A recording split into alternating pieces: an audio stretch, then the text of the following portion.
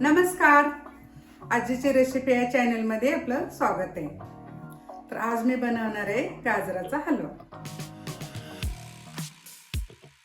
तर त्यासाठी अगोदर गाजर स्वच्छ धुवून घ्यायचे.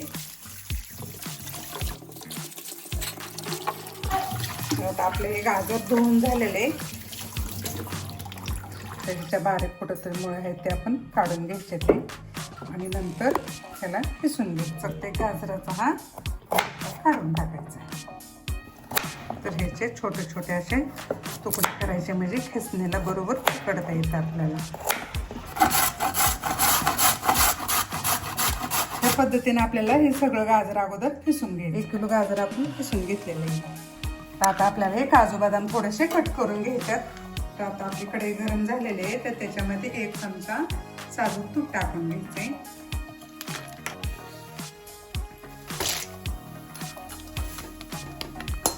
काजू आणि बदाम थोडंसं परतून घ्यायचे. काजू आणि बदाम आपण तळून घेतलेले, तर हे साईडला ठेवायचं आणि गाजर त्याच्यामध्ये टाकून घ्यायचं. तर ह्याच तुपामध्ये आपलं गाजर परतून घ्यायचे.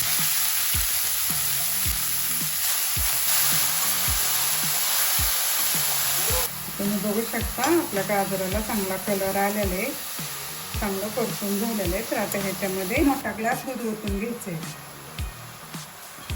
आणि ह्याच्यावरती आता 5 मिनिटं झाकण ठेवायचं.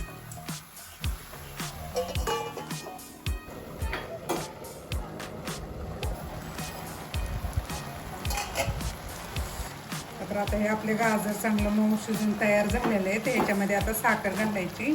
तर आपण हे 300 ग्रॅम साखर ह्याच्यामध्ये टाकायला घेतलेली.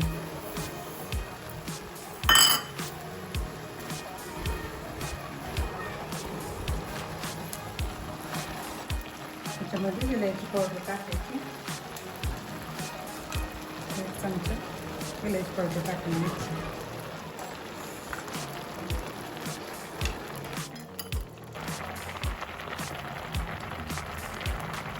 तर आता हे आपला हलवा पूर्ण तयार झालेला आहे. एकदम मस्त शिजून छान कलरही आलेला आहे. तर आता ह्याला आपण डिशमध्ये काढून घ्यायचे.